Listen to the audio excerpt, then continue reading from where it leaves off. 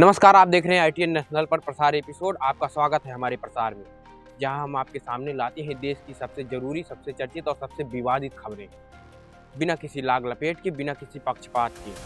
आज हम बात करेंगे 3 ऐसी खबरों की जो पूरे देश में तूफान मचा रही हैं। पहली खबर भोपाल से उठा एक ऐसे मुद्दा से है, एक ऐसे विवाद से है जिसने पूरे देश को झकझोर दिया। दूसरी खबर कर्नाटक की कांग्रेस सरकार में मची उठापटक से है, क्या छीन सकती है एक और राज्य की सत्ता। तीसरी खबर छत्तीसगढ़ से आई वो खुशखबरी जो बताती है कि लाल आतंक अब अपनी आखिरी सांसें गिन रहा है। तो बने रहिए हमारे साथ, क्योंकि आज का प्रसार होगा बेहद खास। मौलाना मदनी के बिगड़े बोल, उन्होंने कहा कि जब जब जुल्म तब तब जिहाद। इसका क्या मतलब है? भोपाल से उठा एक ऐसा तूफान जिसने पूरे देश की राजनीति को हिला कर रख दिया है। जमीयत उलमा ए हिंद के अध्यक्ष मौलाना महमूद मदनी ने अपनी संस्था की गवर्निंग बॉडी की बैठक में जो बयान दिया, वो देश में बहस का सबसे बड़ा मुद्दा बन गया है। मदनी ने न सिर्फ जिहाद को लेकर विवादित टिप्पणी की, बल्कि देश के सर्वोच्च अदालत सुप्रीम कोर्ट पर भी सवाल उठा दिए।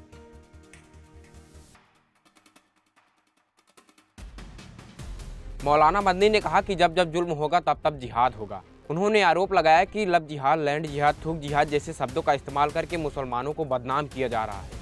मदनी का कहना है कि जिहाद इस्लाम में एक पवित्र कर्तव्य है, इसे हिंसा से जोड़ना गलत है। लेकिन सवाल ये उठता है कि इस तरह के बयानों से समाज में सद्भाव बढ़ेगा या फिर विभाजन।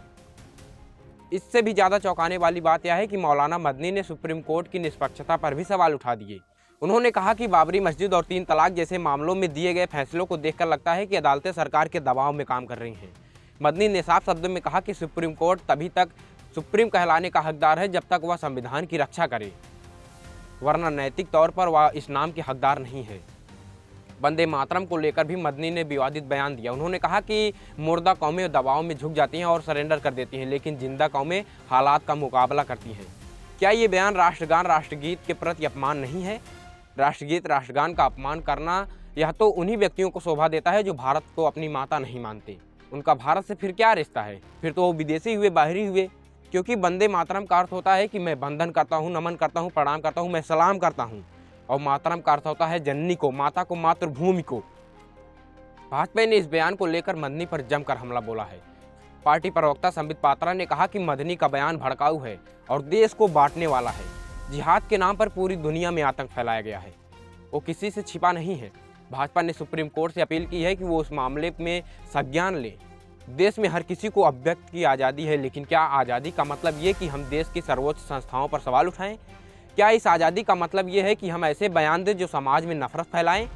यह सवाल आज पूरा देश पूछ रहा है। मदनी ने अपने बचाव में कहा कि भारत एक लोकतांत्रिक देश है जहां संविधान सर्वोपरि है, इसलिए यहाँ जिहाद की बहस गैर कानूनी है, गैर जरूरी है। लेकिन अगर ये बात सच है तो फिर पहले जिहाद का जिक्र करने की क्या जरूरत थी? विरोधाभास समझ से परे है। इस पूरे मामले में सबसे बड़ा सवाल यह है कि क्या धार्मिक नेताओं को ऐसे बयान देने की छूट होनी चाहिए जो समाज में तनाव पैदा करें? क्या कानून इस तरह के बयानों के खिलाफ कार्रवाई करेगा? ये तो आने वाले दिनों में इसका जवाब मिलेगा। अब बात करते हैं खबर नंबर 2 की। कर्नाटक की कांग्रेस सरकार में एक बार फिर सियासी भूचाल आ गया है। मुख्यमंत्री सिद्धारमैया और उप मुख्यमंत्री DK शिवकुमार के बीच CM पद को लेकर खींचतान अब खुलकर सामने आ गया है।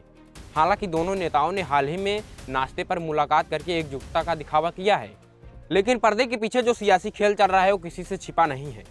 दरअसल कहानी शुरू होती है 2023 के विधानसभा चुनाव से, जब कांग्रेस ने कर्नाटक में शानदार जीत दर्ज की।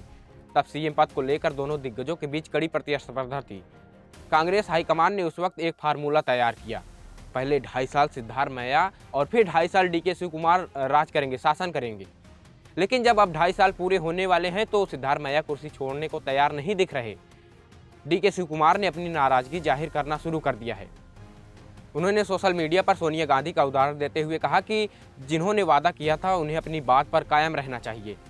यह एक साफ संदेश था सिद्धारमैया को। शिवकुमार के समर्थक विधायक दिल्ली के हाईकमान से मिल चुके हैं और अपनी मांग रख चुके हैं। दूसरी तरफ सिद्धारमैया खेमा भी चुप नहीं बैठे हैं। कर्नाटक राज्य पिछड़ा वर्ग समुदाय महासंघ ने कड़ी चेतावनी दी है कि अगर सिद्धारमैया को हटाने का प्रयास किया गया तो इसका असर कांग्रेस की राजनीति पर पड़ेगा। ओकालिया समुदाय की तरफ से भी शिवकुमार को समर्थन का दबाव है। यानी अब ये मुद्दा सिर्फ 2 नेताओं का नहीं रहा, बल्कि जात की राजनीति का अखाड़ा बन गया है। कांग्रेस हाईकमान के लिए यह एक बड़ी चुनौती है।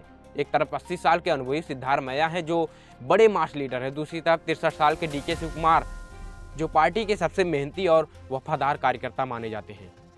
दोनों में से किसी एक को नाराज करना कांग्रेस के लिए महंगा पड़ सकता है और भाजपा इस पूरे घमासान पर पैनी नज़र बनाए हुए है। अगर कांग्रेस अपने आंतरिक झगड़े को नहीं सुलझा पाई तो भाजपा को कर्नाटक में वापसी का मौका मिल सकता है। महाराष्ट्र में जो हुआ वो किसी से छिपा नहीं है, कर्नाटक में भी कुछ वैसा ही हो सकता है। कांग्रेस के अध्यक्ष मल्लिकार्जुन खड़गे ने कहा है कि राहुल गांधी और सोनिया गांधी मिलकर फैसला लेंगे, लेकिन सवाल यह है कि यह फैसला कब तक आएगा। दिसंबर विधानसभा का शीतकालीन सत्र शुरू होने वाला है और अगर तब तक यह विवाद सुलझा नहीं तो कांग्रेस को एक बड़ी शर्मिंदगी झेलनी पड़ सकती है। कर्नाटक कांग्रेस की गारंटी योजनाओं से लोकप्रिय जरूर है, लेकिन अगर पार्टी के अंदर ही लड़ाई चलती रही तो 2028 के चुनाव में इसका खामियाजा भुगतना पड़ सकता है। अब देखना होगा कि कांग्रेस हाईकमान इस सुलझाव का हल कैसे निकालती है। अब आते हैं खबर नंबर 3 पर, लाल आतंक के अंत पर। आज की सबसे बड़ी खबर जो देश के लिए एक राहत भरी खबर है।